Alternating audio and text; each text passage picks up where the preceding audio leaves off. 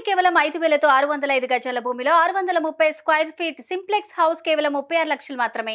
చాలా విచిత్రంగా అప్పుడే అది ఇయ్యలేదు, అప్పుడే ఇది ఇయ్యలేదు. బాబామర్దులు ఇద్దరు తోకదగిన బల్లులాక వాళ్ళ దుంకులాట ఏందో నాకు అర్థం కాలే. పోయిన సంవత్సరం కూడా డిసెంబర్ 20 నాడు మొదలు పెట్టారు. మార్చి 31 వరకు రైతు బంధు పథకం ఖాతాల పైసలు వేసుకుంటూనే పోయినరు. అన్ని ఖాళీ చేసిపోయినరు నాయన, మొత్తం ఏంది లేదు. వచ్చి చూస్తే ఖాళీ గిన్నెలే కనిపిస్తున్నాయి.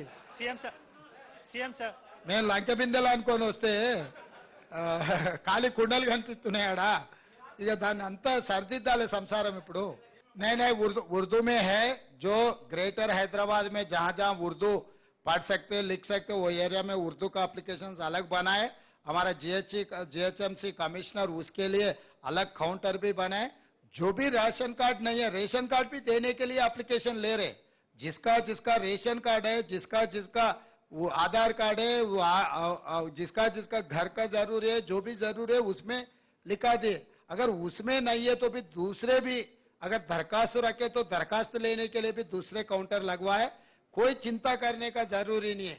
8 दिन हर वार्ड में, म्युनिसिपैलिटीज में हर वार्ड में काउंटर रहेगा 10 बजे से लेकर 5 बजे तक.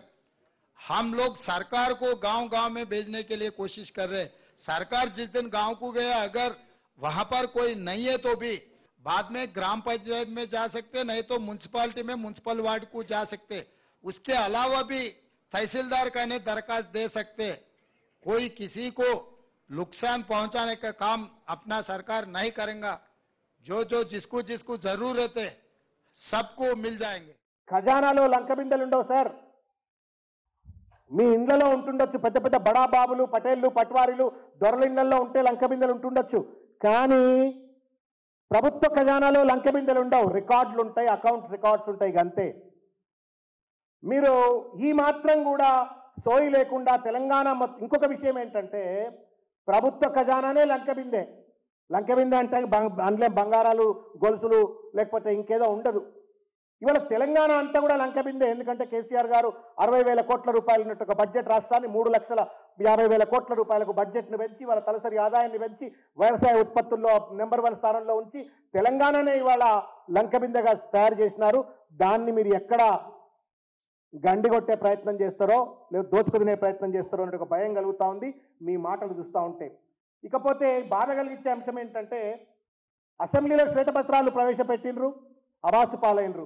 ఆఖరికి వాళ్ళ ఢిల్లీకి పోయి కూడా ప్రధానమంత్రి దగ్గరికి వెళ్ళి కూడా ఇవే మాటలు మాట్లాడి తెలంగాణ పరువును, ప్రతిష్టను ఢిల్లీ నడివీధుల్లో కూడా దిగజార్చేటట్టు ఒక ప్రయత్నం చేస్తున్నారు.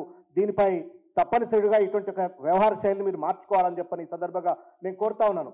ఇకపోతే ఈ దరఖాస్తులు ఎందుకు అడుగుతా ఉన్నారు మీరు? నేను సూటిగా అడుగుతా ఉన్నాను ముఖ్యమంత్రి గారు.